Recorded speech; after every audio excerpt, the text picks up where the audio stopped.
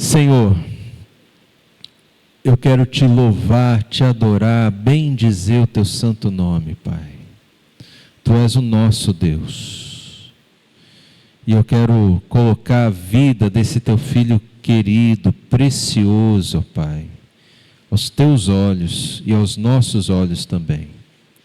Usa ele, ó Pai, com poder, com graça, que todo meditar do coração dele se torne o meditar do nosso coração e o nosso meditar seja agradável a Ti.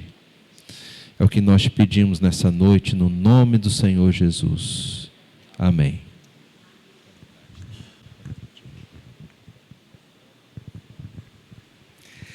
Graça e paz a todos, em nome de Jesus. Uma grande alegria estar aqui com vocês. A gente chega a um ponto que começa a fazer conta por década, né, pastor? Então, eu conheço o pastor César há algumas décadas, né? A gente era da mesma... a minha conversão foi na primeira IPI de Maringá. Então, o pastor César, antes da gente ir para o seminário, ele já era uma das pessoas na igreja que eu olhava e me espelhava. Então, louvo a Deus pela vida do pastor César. O pastor Lincoln foi pastor aqui da igreja também, estudou comigo do seminário, né, meu amigo. Eu tenho uma grande culpa diante de Deus. Quando a gente era seminarista, eu aprontei muito com o pastor Lincoln, que ele é uma pessoa pura de coração. E a gente, quando é seminarista, irmão, seminarista não é gente, né? Então, o pastor Lincoln é um grande amigo meu também, uma alegria a gente está junto nesses dias. Eu sou marido da Cris, que eu conheci na igreja também. Eu acredito que a gente se conheceu na igreja, a gente namorou, ficou noivo, casou. Nós temos 2 filhos, o Miguel e a Letícia. E hoje eu estou pastoreando em Londrina. E é uma alegria estar junto com os irmãos e as irmãs essa noite. Nosso tema é Cosmovisão para a Família. Essa noite a gente vai fazer a distribuição dos temas da seguinte maneira. Hoje a gente vai falar da importância do que significa ter uma cosmovisão, tá? Essa palavra é meio esquisita, irmãos, mas vocês vão ver que é um negócio importante para a gente no dia a dia, tá? A gente vai ver os fundamentos de como a gente deve entender todas as coisas. E depois, nas próximas ministrações, amanhã, domingo de manhã e domingo à noite, a gente vai aplicar isso que a gente meditou na palavra de Deus no contexto da família. Então, hoje a gente vai falar basicamente da cosmovisão da família, ou a gente podia chamar também da fé da família. Tá? O que é cosmovisão, irmãos e irmãs? Cosmovisão é nada mais, nada menos do que a maneira como a gente enxerga todas as coisas. Tá? Quem vive aí no planeta Terra, diga amém. Tá? A gente vive no sistema solar, faz parte da Via Láctea, faz parte do universo. A gente mora em Goiânia, né? Faz parte do Brasil. Agora, isso é um aspecto da cosmovisão. A cosmovisão diz respeito ao seguinte: como é que eu enxergo todas as coisas? Como é que eu me enxergo nessa visão que eu tenho de todas as coisas? E a maneira como eu e você enxergamos todas as coisas tem a ver de uma maneira muito especial com Deus. Porque é o seguinte, a gente vive numa cultura, irmãos, pós-cristã. O que significa uma cultura pós-cristã? Hoje em dia, a cultura de modo geral, as pessoas não pensam mais como cristãos.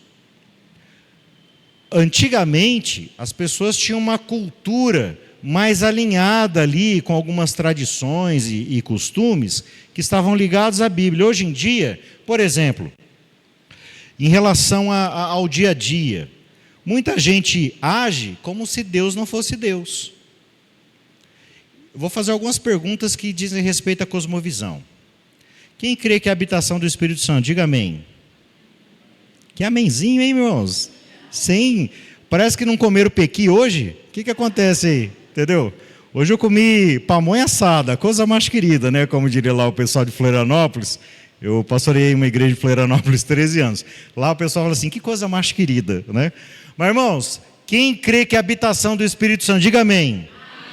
Agora, quando você está trabalhando, o Espírito Santo habita em você? E quando você está estudando? Mas parece, irmãos, eu tenho a impressão que às vezes, no meu evangelho também, a gente herdou uma cultura que não tem nada a ver com a Bíblia, nem com o Espírito Santo, uma cultura que Deus, o espaço para Deus é o espaço da igreja.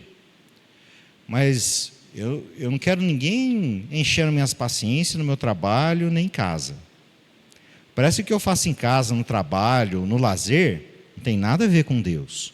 E a gente precisa entender, irmãos, que uma cosmovisão, a maneira de enxergar tudo, nós que somos cristãos, a nossa cosmovisão ela tem que ter um centro, tem que ter um fundamento. E que fundamento é esse?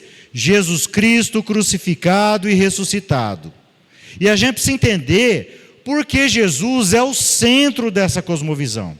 Para entender isso, a gente precisa entender algumas coisas. Em primeiro lugar, uma cosmovisão de uma família cristã é uma cosmovisão fundamentada na Bíblia, na palavra de Deus. E isso, irmãos, não dá para separar, tá? Não dá para separar as coisas.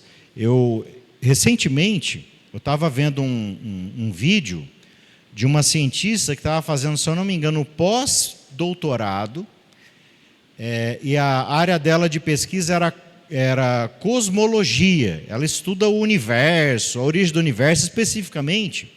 Ela estuda a teoria da origem do universo mais popular ainda entre os cientistas, que é a teoria do Big Bang. O que é a teoria do Big Bang?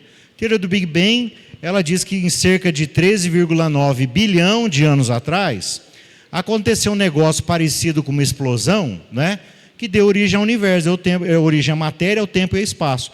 E sabe o que aconteceu com essa cientista, irmãos? Ela era ateia, ela era de família de ateus, e ela creu em Deus, estudando cosmologia, estudando a teoria do Big Bang, a origem do universo, estudando cosmologia.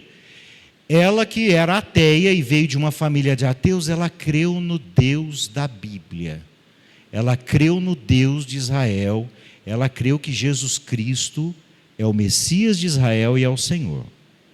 E isso, irmãos, para a gente é muito importante hoje. Por quê?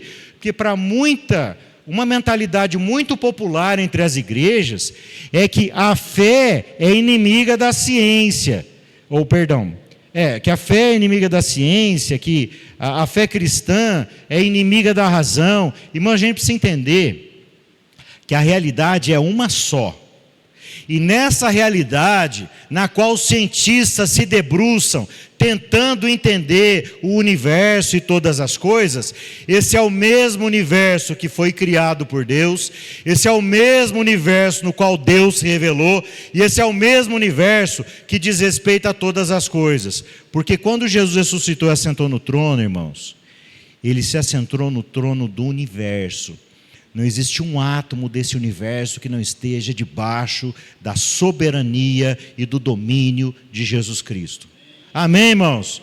E se você é cristão, você precisa entender isso. Mas se você entender isso, você vai entender outra coisa importante. Que esse negócio que religião é meu compromisso de final de semana é uma mentira.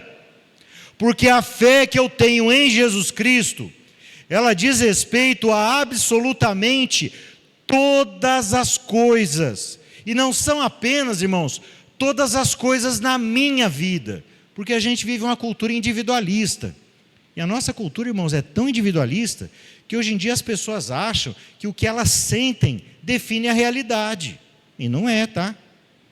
Hoje em dia tem um pessoal, irmãos, com todo respeito, né, para mim parece doido, que se identifica como cachorro. Você já viu isso? O pessoal usa coleira, você andando aí igual cachorro. Deixa eu falar uma coisa para você. O que eu tenho na mão aqui, irmãos? Um copo d'água, tá? Se eu sentir, se eu quiser que esse copo d'água aqui seja um diamante, ele vai virar um diamante? Só não está fácil pagar a dívida, irmãos. Pagar a boleta vai ficar fácil, né? Se o que você sente ou o que você acredita é verdade, não é. Por mais que eu sinta e por mais que eu deseje que isso aqui seja outra coisa, isso aqui é um copo d'água. Eu posso desejar ser um cão, mas eu não sou um cão. Eu sou um ser humano. E nada em mim diz respeito a um cão. Da mesma maneira, irmão, a gente vive um tempo estranho, esquisito, em que muitos pensamentos e ideologias mentirosos e falsos têm tomado a mente das pessoas, têm feito um estrago absurdo na vida das pessoas, porque as pessoas têm abandonado a fé no Criador e têm acreditado em mentira. E você precisa entender que a realidade é uma só. E você precisa se adequar à realidade, tá? Você pode subir do alto do prédio, de 14 andares, e dizer assim: eu vou quebrar a lei da gravidade, e pular do prédio e achar que vai voar. Você vai voar? Não vai, tá? A não ser que você tenha equipamento aí de voo, tá? Você não vai quebrar a lei da gravidade. É a lei da gravidade que vai te quebrar. Porque a realidade, irmãos, é uma só. A verdade é absoluta. E a verdade eu não invento. A verdade a gente descobre. Quando, segundo a lenda, lá caiu a maçã na cabeça do Isaac Newton, e ele descobriu a lei da atração dos corpos, que o pessoal chama de lei da gravidade, o Isaac Newton, a realidade trombou nele. Ou mais especificamente, caiu na cabeça dele. Tá? Quando aquela maçã caiu na cabeça dele, ele percebeu que havia ali uma realidade que ele precisava entender. Então, irmãos, a verdade a gente não inventa. O que a gente inventa é mentira. A verdade a gente descobre, porque ela já está aí, ela já está clara. A verdade a gente descobre, o que a gente inventa é mentira. E para a gente ter uma maneira de pensar cristão, para a gente entender todas as coisas, ou seja, para que eu entenda o universo, Deus, eu mesmo, a Bíblia, eu preciso ter uma cosmovisão, uma maneira de enxergar todas as coisas que seja cristã.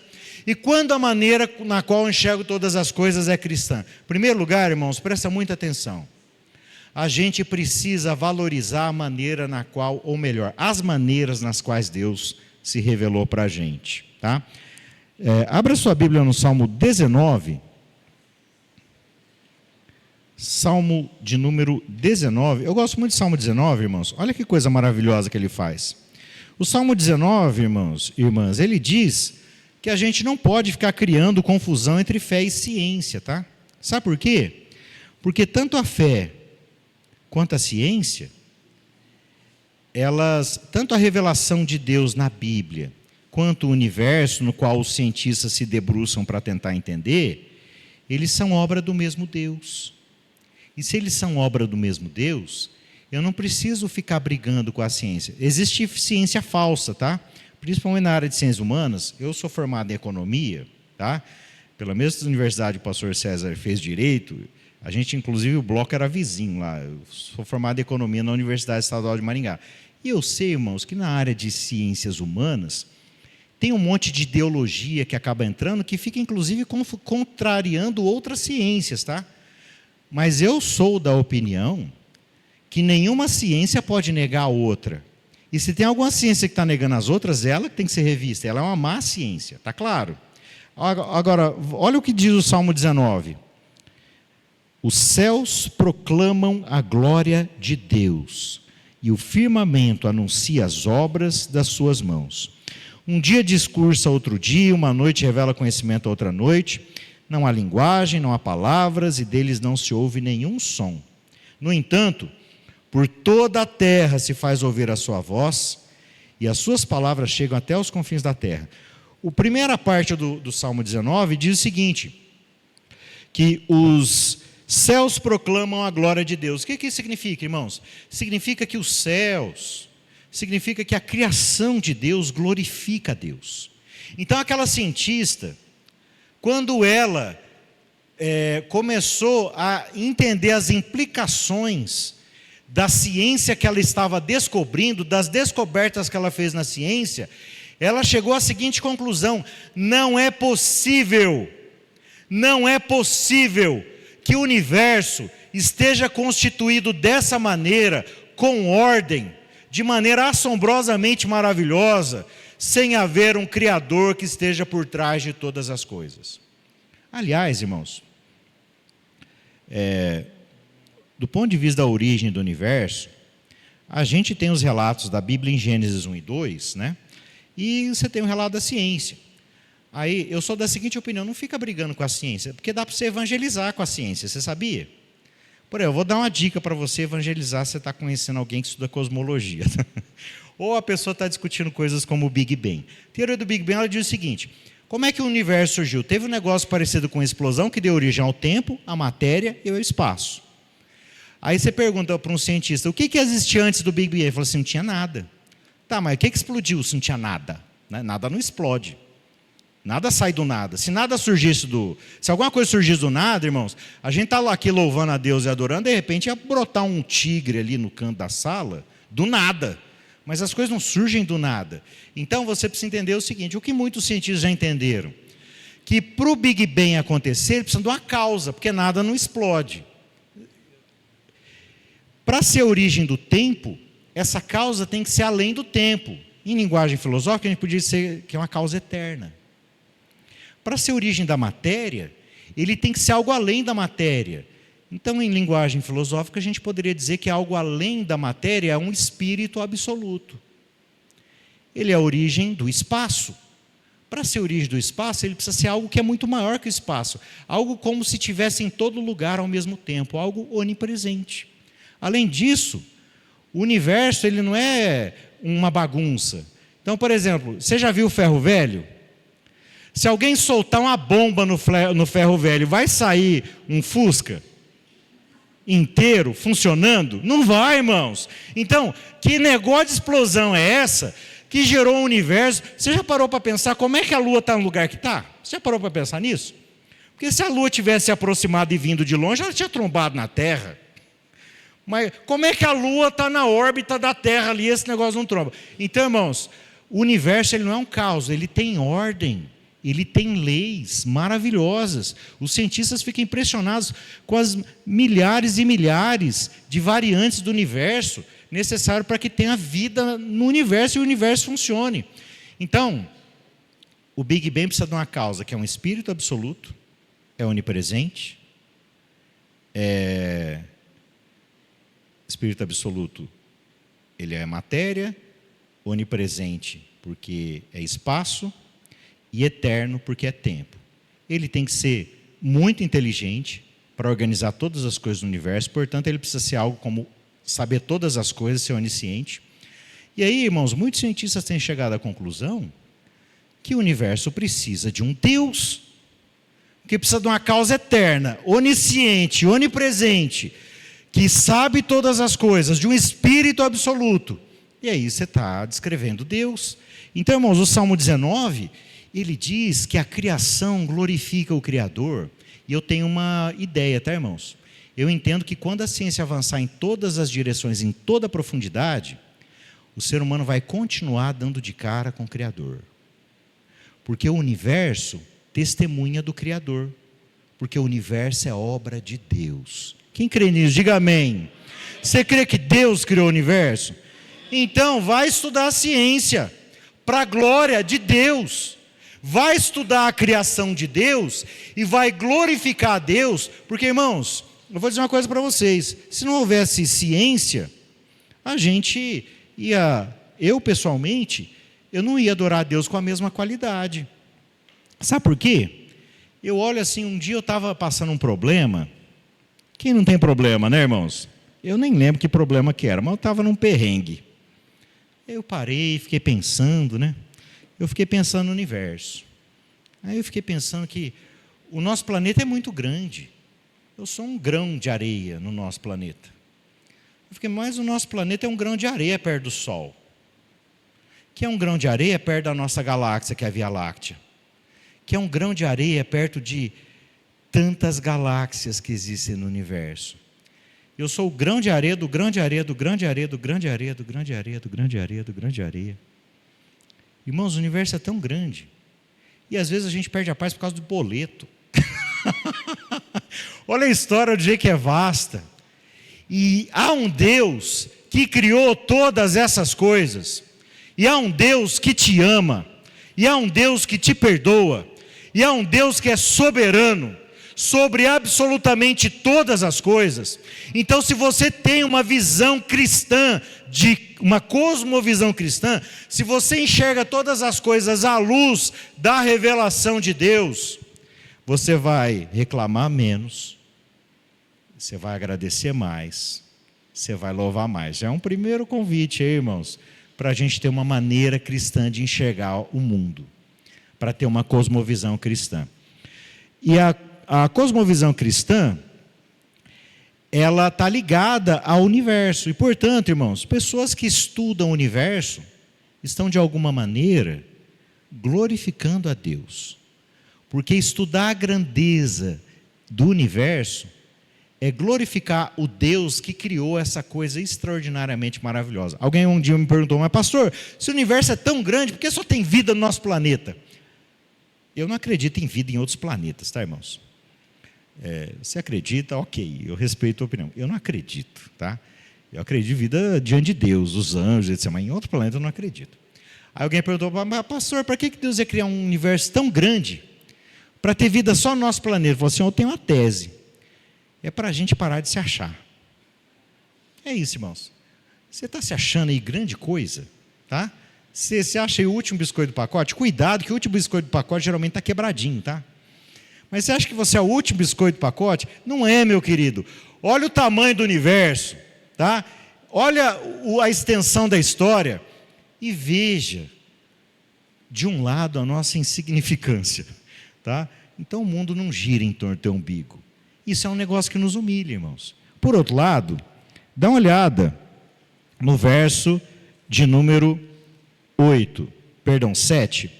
A lei do Senhor é perfeita e restaura a alma. O testemunho do Senhor é fiel e dá sabedoria aos simples. O Salmo 19 fala de 2 livros do Criador. Repete comigo, o Salmo 19 nos ensina sobre 2 livros do Criador. Primeiro livro, a criação. Segundo, a lei do Senhor, que é a palavra de Deus, que é a Bíblia. Se esses 2 livros são criados pelo mesmo Deus, eles não podem se trombar, mas eles se complementam. Amém, irmãos? Eu não acredito em divisão entre fé e ciência, tá? Eu acho que a ciência tem... Eu não tenho que ficar lendo a Bíblia lá para o pessoal do departamento de História, de Geografia e de Cosmologia, tá? Mas é o seguinte, eu entendo que o universo é um só, é obra do mesmo Deus, e se você é cristão, você precisa entender que todas as coisas pertencem a Deus. E não há sequer um átomo do universo que esteja fora do poder e da soberania de Deus. Ai, pastor, mas por que acontece coisa ruim? Porque Deus já derrotou o mal, mas ainda não destruiu. Na cruz e na ressurreição, Jesus já derrotou todos os inimigos. Mas Ele ainda não destruiu esses inimigos. Eles são inimigos derrotados, mas ainda estão operando. Quando Jesus voltar, irmãos, aí Deus vai enxugar dos nossos olhos só da lágrima. Amém, irmãos? Mas a gente precisa entender que a realidade da fé e a realidade da ciência não estão em choque. Elas se complementam para a glória de Deus. Nós, como cristãos, não podemos fazer apologia da ignorância, irmãos. A palavra de Deus nos ajuda a ter discernimento de todas as coisas. A minha conversão se deu quando eu estava no 2º ano do curso de economia. E Jesus me salvou de muitas coisas, irmãos, inclusive de algumas ideologias, tá? Porque na universidade, eu estava aprendendo algumas ideologias, e quando eu comecei a ler a Bíblia, e quando eu tive uma experiência com Deus, a Bíblia começou a me ajudar a ter discernimento sobre muitas ideologias e falácias que estão aí, em boa medida, dominando a nossa sociedade. Segundo lugar, em relação à cosmovisão cristã, a gente precisa entender que a criação e a escritura são 2 formas de revelação de Deus, são complementares. Em relação à escritura, irmãos, a gente precisa entender outra coisa muito importante. Presta muita atenção no que eu vou falar, que é muito sério. É possível que você pregue a Bíblia o ano inteiro e nem chegue perto do Evangelho. Eu vou repetir. É possível que você pregue a Bíblia o ano inteiro e nem chegue perto do Evangelho. E qual o problema disso? O problema é que o Evangelho, é o centro da fé, é o centro da Bíblia, é o centro da história, é o centro da nossa ética, da nossa moral, da nossa escatologia. O Evangelho é o centro de absolutamente todas as coisas. Ah, pastor, mas como é que a pessoa prega a Bíblia e não encosta no Evangelho? Aí, irmãos, a gente torna a Bíblia em algo que ela não é. Por exemplo, tem gente que tem simplesmente uma mensagem moralista e só fica jogando mais peso nos ombros dos irmãos. Você vai para o inferno, porque você pecou. Irmãos, o Evangelho ele tem uma moral, mas ele não se resume a uma moral. O Evangelho não é ficar falando para os outros que você está pecando e você vai para o inferno. O Evangelho é muito mais que isso, irmãos. O Evangelho é uma notícia. O Evangelho é a boa notícia. Notícia não é teoria. Notícia não é ideologia. Notícia não é uma mera ideia. Notícia é notícia. Então, se entra um bombeiro aqui agora e fala assim: corre, pessoal, que a igreja está pegando fogo. Isso é uma notícia, tá? Você vai parar e falar assim: mas será, na perspectiva de Foucault, será que o que o bombeiro está falando está... Irmãos, para com isso, é notícia, não é teoria. Se a igreja está pegando fogo e você está sabendo essa notícia, o que você vai fazer? Você vai reagir à notícia. A notícia, você tem que reagir. E o Evangelho é uma notícia. E sabe qual é a notícia do Evangelho? Que há um Deus que criou todas as coisas boas.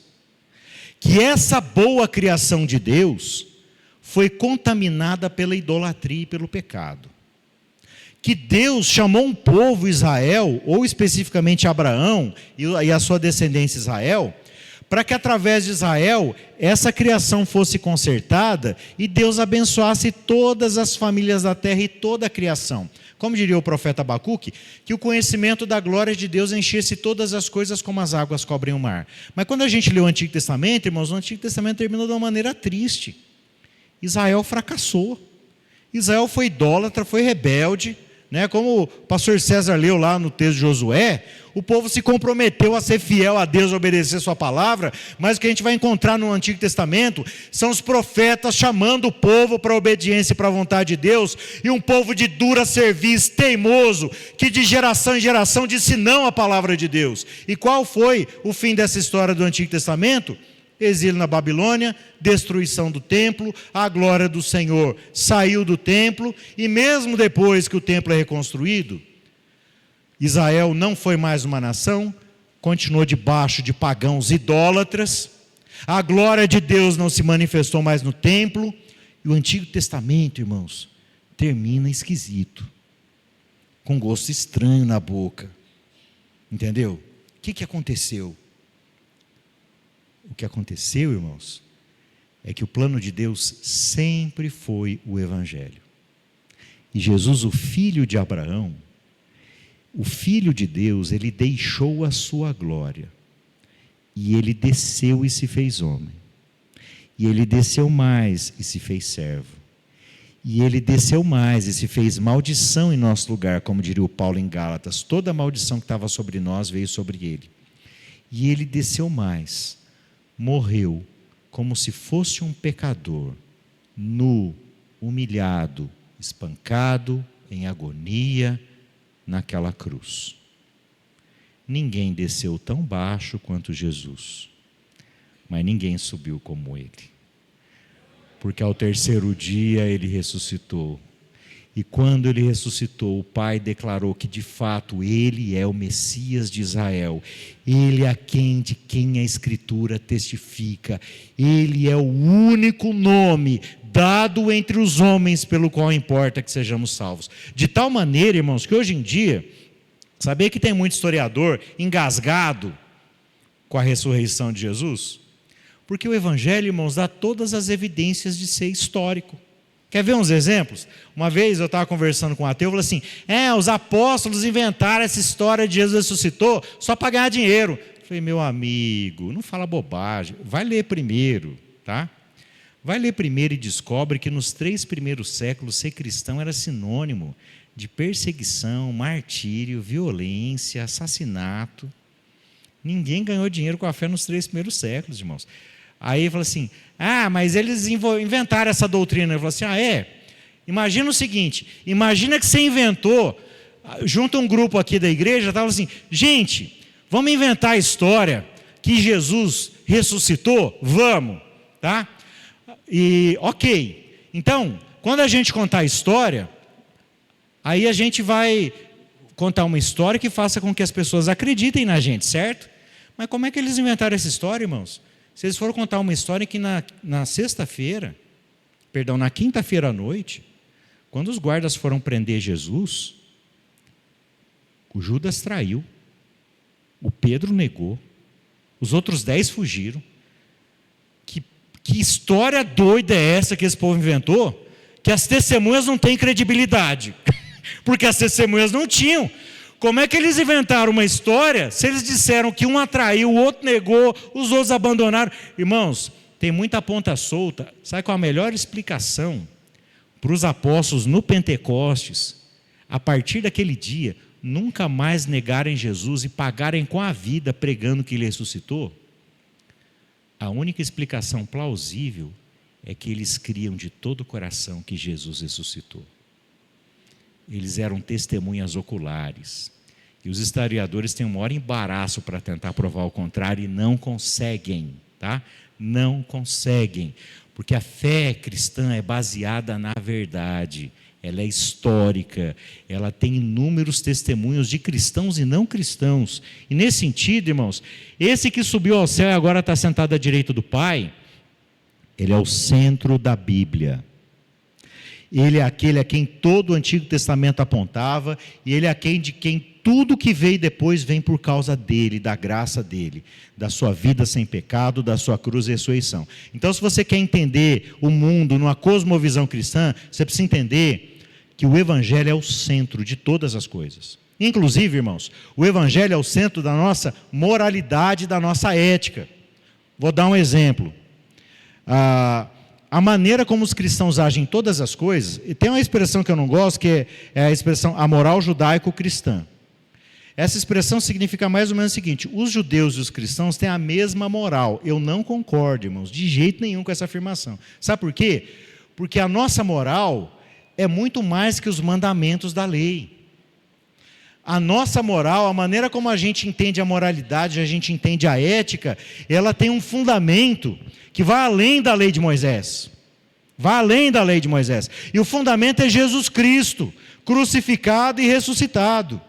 Alguns anos atrás, um escritor escreveu um livro chamado O Monge Executivo, e não sei, acho que foi ele, no passado recente, que cunhou a expressão líder-servidor.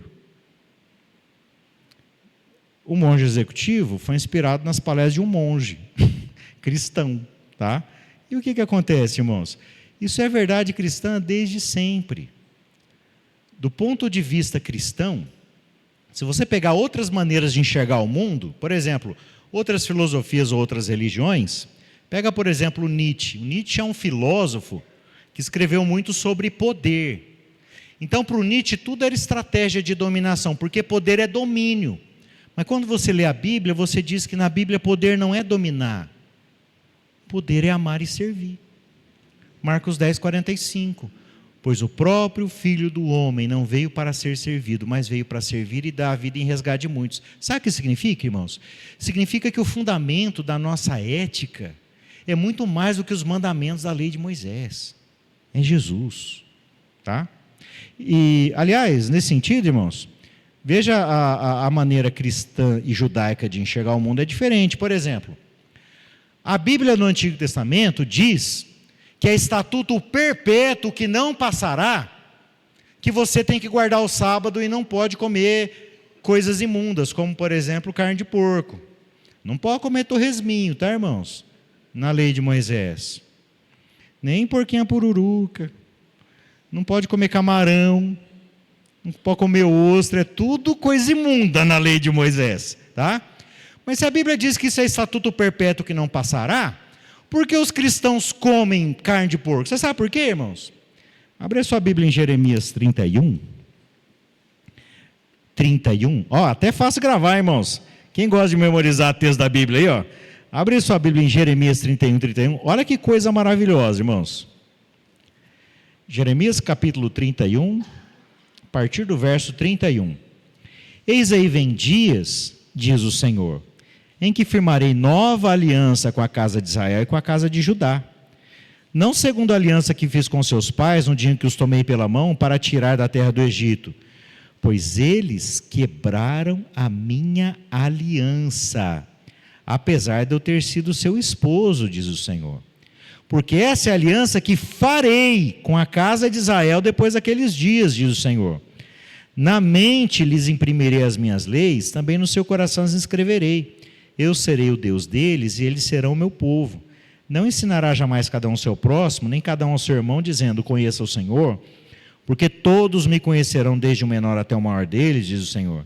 Pois perdoarei as suas iniquidades e dos seus pecados jamais me lembrarei. Irmãos, quem está falando aqui é Deus pela boca do Jeremias. E o que Deus falou é que Israel quebrou a aliança. Qual aliança, irmãos? Que aliança que Israel quebrou? A aliança com Deus no Sinai.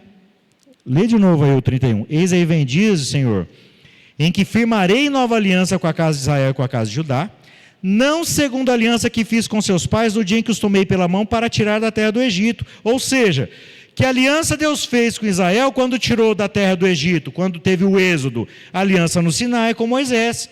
E o que Deus disse, irmãos? Não foi o pastor Márcio, tá? Quem quiser me culpar, fica à vontade, mas a culpa não é minha, quem falou foi Deus. E Deus falou assim, ó, Israel, você quebrou a minha aliança, mas eu vou fazer uma nova.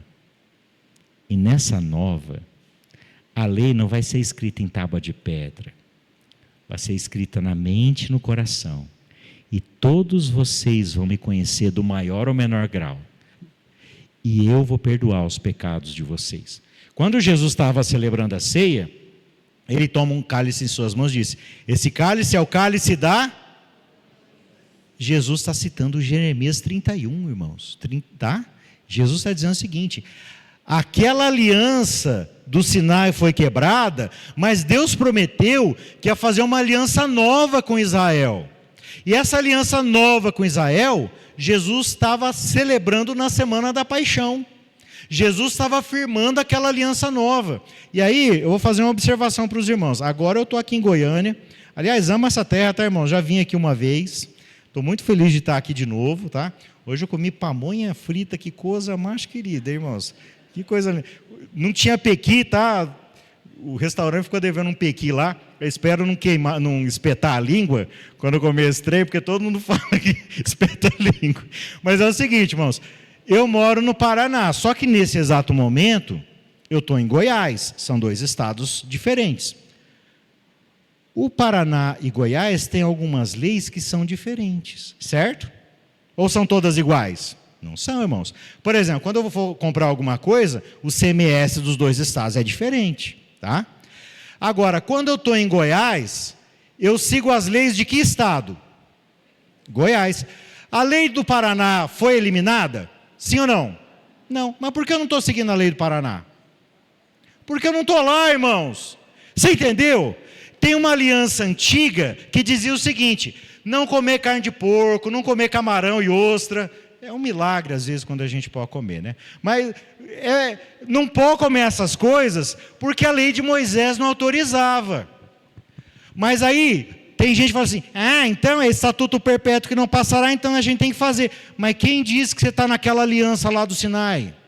Se Deus disse que aquela aliança foi quebrada por Israel, e Deus disse que Ele ia fazer uma aliança nova, e essa aliança nova foi feita em Jesus, e Jesus, louvado seja Deus, nunca proibiu a gente comer porquinho, irmãos. Não tem no Novo Testamento um mandamento proibindo torresminho, aleluia, tá? Então entenda em nome de Jesus, que a gente está numa nova aliança, no Messias de Israel, que é Jesus. E Jesus, irmãos, Ele tem que ser o centro da maneira que a gente lê a Bíblia. Ele tem que ser o centro da maneira como eu entendo a minha vida. Quem sou eu? Você sabe quem é você? Uma vez no seminário, um professor fez a seguinte pergunta. Escreva em poucas palavras quem é você. E eu fiquei com aquele negócio na minha cabeça, né? Quem sou eu, né? Quem sou eu? E sabe o que veio ao meu coração, irmãos, naquela atividade simples lá de uma aula do seminário? Falei, o que define quem eu sou e a minha identidade?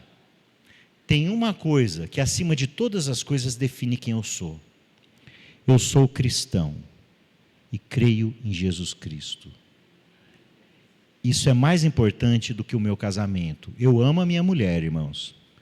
Meu projeto é ficar velhinho com ela. Os dois velhinhos, né? Feliz, sentadinho, né? Banguelinho, carequinha, espero que não, quem sabe, né? Continue. Pastor César já, o cabelo já é Elvis, né? Mas o negócio é o seguinte, irmãos, eu desejo ficar velhinho, ver meus netos, bisnetos, tá? Com a minha mulher, mas Jesus é mais importante que a minha mulher. Eu devo amar a minha mulher. Aliás, Jesus deseja que eu ame a minha mulher e eu ame meus filhos. Mas ele tem que ser amado acima, tá? Amar mais a Deus significa desprezar os outros, é o contrário, ama muito todo mundo, mas acima de todo mundo, você tem que amar a Deus acima de todas as coisas, porque a tua identidade tem que estar em Jesus. Quem é você? Repete comigo, eu sou cristão, eu creio em Jesus Cristo. Essa tem que ser a coisa mais importante da tua identidade, acima de todas as coisas. Sabe o que mais isso significa? Isso significa, tem uma expressão, irmãos, eu vou abrir meu coração aqui com você, tá? Eu não gosto quando a gente fica dizendo demais, a gente é pecador. Eu vou explicar para você por quê. Se você pegar a segunda carta de Paulo aos Coríntios, ele diz o seguinte: a igreja de Deus que está em Corinto é os santos de toda a Caia. Quando o Novo Testamento vai falar do povo de Deus, irmão, sabia que o Novo Testamento costuma chamar o povo de Deus de santo e não de pecador? Sabe por quê? Não é que você não peca mais, tá? Eu peco também, você peca. Mas eu sou santo. Mas eu não sou santo porque eu sou bom. Eu sou santo porque Jesus é bom. Porque Jesus morreu na cruz por mim. Porque Ele perdoa os meus pecados. Porque o Espírito Santo habita em mim. E o Espírito Santo me santifica. Isso não é mérito meu. Isso não é glória minha. Isso é glória do Messias. É glória de Jesus. Então a Bíblia diz que você que é cristão ainda peca, mas você é santo pela graça. Pela graça de Deus. Você é uma pessoa amada, perdoada e aceita por Deus. E isso vai ter implicação na tua vida de família, que a gente vai ver a partir de amanhã, tá?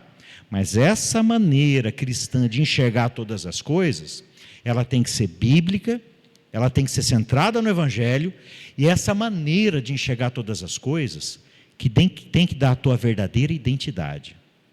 Tem gente cuja identidade, por exemplo, não está em coisa doida, né? Tem uns caras que são corintianos. Eu sou corintiano, tá, irmãos? Então eu falo no lugar de fala, tá? Então é o seguinte, eu gosto de dizer que Deus é tão bom, irmãos, mas tão poderoso, que Ele salva até corintiano. Aleluia. Porque onde abundou o pecado, superabundou a graça. Tem corintiano aí, irmãos? Olha aí, tem a galera aí. Irmãos, mas tem gente, eu lembro uma vez, quando o Corinthians foi jogar lá no Japão, eu vi um cara dando entrevista, eu falei assim, rapaz, eu estava com o dinheiro pronto para reformar minha casa. Que reformar em casa, o quê? O cara foi para o Japão, assistir o jogo do Corinthians. Jesus, né? Se esse povo tivesse essa empolgação com o Evangelho, irmãos, olha só. Tem gente que acha identidade no Corinthians, no Goiás, né? no Flamengo, no Inter, né? Uma vez eu estava em Chapecó, aí eu estava conversando com o pessoal lá de Chapecó, eu falei assim, mas para vocês futebol é fácil, né? Porque tem o chapecoense, a torcida é toda do Chapecó. Aí o cara falou assim, não, o Chapecó é a terceira torcida aqui de Chapecó. Eu falei, como assim? Nem sabia que vocês tinham outro time? Não, nosso único time é Chapecó. Eu falei, mas se o Chapecó é o único time, como é que ele é a terceira maior torcida? Aí o cara falou assim, é que aqui tem muito gaúcho, a maior torcida aqui é Grêmio e Inter. A terceira é Chapecó. Grenal era o grande jogo lá de Chapecó. Falei, que loucura, né? Irmãos, tem gente que a identidade é a empresa. Eu trabalhei num determinado banco e eu conheci lá um senhor, gente querida, homem íntegro, correto, amava aquela empresa, irmãos. O cara dedicou a vida inteira para aquela empresa. Mas um dia, o banco quebrou. E ele foi um dos primeiros que foi mandado embora. Se a identidade dele estava na empresa, irmãos, ruiu. A tua identidade, presta muita atenção. Você pode ser corintiano, tá? Deus perdoa seus pecados, tá? Mas é o seguinte, você pode... Eu sou marido da Cris, sou pai da Letícia e do Miguel, né? Isso também faz parte da minha identidade. Sou filho do Rubim e da Cidinha, né? Sou presbiteriano independente. Mas tem um elemento da identidade, irmãos, que é muito maior que todas essas coisas. Eu sou cristão, eu creio em Jesus Cristo. O Espírito de Deus habita em mim. Quem crê que é a habitação do Espírito Santo, diga amém. Quem crê que é santuário do Espírito Santo, diga aleluia. E onde é que você tem levado o santuário do Espírito Santo para passear, hein, irmãos? Isso tem a ver com a maneira como você vê todas as coisas. Como é que você está lidando com o teu corpo? Já viu a cena? Isso aqui não acontece aqui, tá, irmãos? Aqui na IPI Casa Nova isso não acontece. Mas tem umas igrejas por aí, irmãos, vou falar uma coisa triste que acontece. Família está quebrando, se matando em casa, se matando no carro, no caminho para a igreja. Chegou na igreja, oh, aleluia. Agora vamos à casa do Senhor. Irmãos, é uma mágica que acontece, o povo fica santo num nível, num grau, entendeu? Qual o problema, irmãos? O problema é que no Antigo Testamento, Deus habitava no templo de Jerusalém, na concepção dos judeus. Mas esse edifício aqui, irmão, a gente chama de templo, mas é teologicamente errado, tá? Porque a habitação de Deus é a gente. Nós somos a habitação de Deus. Então, o lugar que você devia se comportar não é no culto da igreja. O lugar que você deve se comportar é na presença do Espírito Santo que habita em você. Se você é crente, né? Se você é cristão. Quem é cristão? Diga aleluia. Ó, gostei da convicção aí, irmãos. Agora veio com mais polenta frita agora, hein? Mas é o seguinte, irmãos, se isso é verdade, o lugar da santidade é o lugar onde você está. E outra coisa, eu e o César, a gente tinha um amigo de juventude, não vou falar o nome dele, esses negócios às vezes vão para a internet aí, mas vou dar um nome fictício para ele, tá? O Julião. O Julião, tem Julião aqui na igreja? Desculpa aí, Julião, é nome fictício aqui, mas não é você, tá? Um dia, irmãos, o Julião era o seguinte, era um cara vida mansa, não trabalhava, não estudava, e o cara deu uma sumida na igreja. Um dia eu encontrei ele na rua, ô Julião, como é que você está, cara? Cara, estou bem. E aí, você está estudando? Ah, cara, não estou estudando não. Está trabalhando? Ah, também não. Está procurando emprego? Ah, eu estou. Distribuiu algum currículo? Não. Mas assim, não teve nenhuma proposta de emprego? Olha só, irmão, eu falei assim, rapaz, eu tive 3. Aí eu fiquei pensando, né? Não está estudando, não está trabalhando, não entregou currículo e recebeu 3 propostas de emprego. Deus é poderoso, irmãos. Olha o poder de Deus. Eu falei assim, e aí? Ah, não era de Deus, não. Eu falei, mas por que não era de Deus, ô Julião? Quase falei o nome dele. Porque tinha que trabalhar muito, ganhar pouco, aquilo não era de Deus, não. Irmãos, presta atenção. Eu estava conversando com um amigo uma vez, uma ovelha, ele chegou para mim e falou assim, pastor, não aguento mais o meu trabalho. Eu falei, o que aconteceu? Ele falou, meu patrão é mentiroso, me prometeu um monte de coisa, falou que se eu colocasse o setor em ordem, ele ia me promover, coloquei tudo em ordem, aí ele colocou incompetente lá na função que era protegido dele, e eu fiquei a ver navios, e ele fala que vai aumentar meu salário, não aguento mais meu emprego, eu estou desmotivado, não aguento mais trabalhar.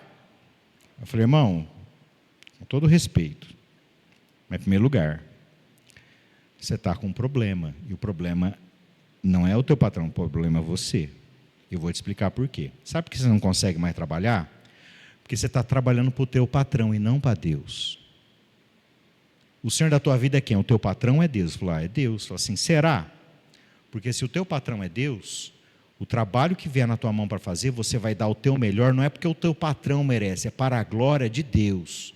Mas você não precisa ficar nesse emprego que você está. Mas enquanto você estiver nesse emprego, você vai trabalhar, vai se dedicar e vai dar o teu melhor para a glória de Deus, em adoração a Deus, em louvor a Deus. E a hora que Deus abrir outra porta, aí você vai para a glória de Deus e vai fazer o teu melhor onde você estiver. Porque a gente acha, irmão, que glorificar a Deus é só vir na igreja. E não tem nada a ver com o pastor César, tá, irmãos? Mas eu aprendi esse negócio indiretamente com alguns crentes que me faziam entender, quando eu era recém-convertido, que glorificar a Deus não tinha nada a ver com universidade, nem com trabalho, era desenvolver ministério na igreja. Presta muita atenção, isso é mentira, tá, irmãos? Se dedica ao ministério da igreja. Mas igualmente leva o teu estudo a sério. Quem é cristão está estudando aqui no colégio, na faculdade, diga amém. Eita, amenzinho, hein, irmãos? Amenzinho. Quem está estudando aí, diga aleluia. Olha aí, agora tomaram um pouco de coragem. Vai estudar para a glória de Deus, tá? Vai estudar para a glória de Deus, porque Deus, Ele pode usar a pessoa que é analfabeta e fazer grandes coisas. Mas na Bíblia, alguns Ele chamou gente que Ele capacitou. Vai ver o Moisés, teve a melhor cultura da época, crescendo no palácio do faraó. Vai ver o Daniel e os seus amigos, gente inteligente, letrada, que colocava os sábios da Babilônia no bolso. Vai ver o apóstolo Paulo, que era intelectual de primeira linha. Então vai estudar para a glória de Deus. Amém, irmãos? Para de colar. Para de colocar play lá naquele curso, naquela aula lá e vai fazer outra coisa. Se dedica ao teu estudo para a glória de Deus. Você vai trabalhar para a glória de Deus. E você vai exercer o ministério, irmãos, dá o teu melhor e faz para a glória de Deus. Sabe por quê? Porque Jesus é digno. Porque Jesus valia mais que todo mundo junto. Se colocasse toda a humanidade num prato e Jesus no outro, a balança ia pesar para Jesus. Mas Ele morreu por nós. Ele viveu por nós, sem pecado. Ele morreu na cruz pelos nossos pecados. E Ele ressuscitou para a nossa salvação. E Ele deu o melhor para a nossa salvação. Eu gosto muito da expressão de Hebreus 12, irmãos, que diz que Jesus suportou a humilhação pela alegria que lhe estava proposta. Aí um dia eu estava lendo um comentário e o comentarista falou o seguinte: a alegria que estava proposta para Jesus era a glória dos céus. Eu não concordo. Porque a glória do céu já era dele. Ele deixou a sua glória e desceu. Ele já tinha a glória dos céus. Mas que alegria era essa que Jesus queria ter para ele ter suportado todas essas coisas? Sabe qual era a alegria, irmãos? A alegria é que ele queria ver você perdoado, amado e aceito. Essa era a alegria. E eu quero encerrar hoje, irmãos. Eu quero orar com você. Eu quero concluir com esse primeiro ponto aí dessa noite, que é muito importante. A gente precisa ter uma cosmovisão cristã. E o que é uma cosmovisão cristã? É entender que a revelação de Deus na Bíblia está centrada no Evangelho. O Evangelho é a chave para a gente entender quem é Deus. Porque Jesus, irmãos, Ele não revelou só quem é o verdadeiro Deus. Jesus revelou quem é o verdadeiro homem. Ele é o homem verdadeiro, é a imagem do Deus invisível. E Ele é o centro. E Ele deve conduzir a maneira que a gente pensa, que a gente sente, que a gente faz todas as coisas. Ele é a motivação para você acordar todo dia com esperança. Ele é a boa notícia maior e capaz de atropelar toda a má notícia para a glória de Deus. Eu queria orar com você, neste momento. Feche seus olhos.